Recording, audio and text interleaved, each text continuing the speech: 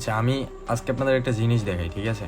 বেশিরভাগ ট্রেডাররা যেই কারণে লস করে, তো দেখেন এইখান থেকে মার্কেট কিন্তু ফুল আপ ট্রেন্ড, মার্কেট আপে উঠতেছে উঠতেছে, আপ ডাউন করতেছে। তো এই জায়গায় যখন এই লেভেলটা ব্রেক করছে, তো অনেকে ভাবছে যে মার্কেট উপরে যাবে।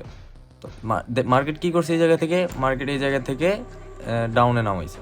ওই জায়গায় কিন্তু সবাই কী করছে, আপে ট্রেড করছে, আর এই জায়গা থেকে মার্কেট কি ডাউনে নামাইয়া দিছে। তো এই জায়গায় আরও একটু আমি ভালোভাবে যদি দেখাই, তো দেখেন এটা হচ্ছে, একটু ওয়েট করেন, টেনে নিই।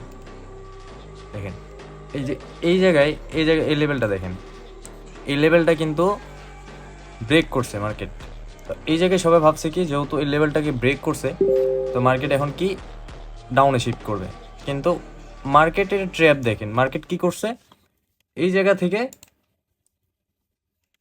এই জায়গা থেকে দেখেন, এই জায়গা থেকে মার্কেট আপ ট্রেন্ডে শিফট করতেছে। এই জায়গাটাই সবাই কিন্তু কি করছে, ডাউনের জন্য ট্রেড করছে, কিন্তু মার্কেট এই জায়গা থেকে আপ ট্রেন্ডে শিফট করছে। এই জায়গায় যারা ডাউনে ট্রেড করছে সবারই লস করাইছে, সবাইরই লস করাইছে।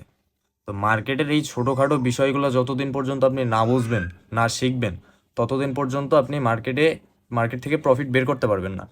আমরা বাঙালি, শেখার আগে আমাদের কি ইনকাম প্রয়োজন। আরে ভাই, ট্রেনিংটাকে ভালো করে বোঝেন, শেখেন, তারপরে ইনকাম করেন। হ্যাঁ, তা না করে এর গ্রুপে গিয়ে ওর গ্রুপে গিয়ে খালি মারাই খাবেন আপনারা বাঙালিরা।